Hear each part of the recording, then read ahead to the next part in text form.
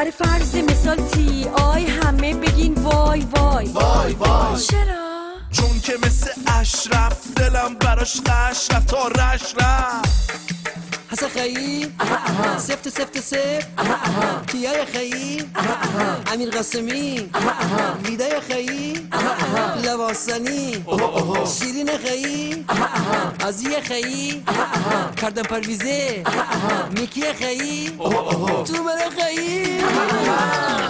این یکی قد بلنده چرا خوشگل و نازه، اون یکی هم دیمونیست مال فرقش بازه. عیدمون نوروزه و پس دلمون بهاره، تیویمون پرپوله و آگهی ازش میباره. به این میگن ای تصویرمون رنگ تناست، فرکانس فحش و بلاست، بردن ازمون چه سخته، رقیبش کیه؟ تیوی های شلخته. تویی که همش میزنی و میزنی حرفاتو رو ار میزنی. مبارک از تو مصرف، بن علی از تونس رفت، تو کف پامپونس رفت. بیا بریم هر کسی تونس رفت، اونس رفت تونس رفت. حالا خوب ببین تو بیننده، به این خانوم مجری که میخنده.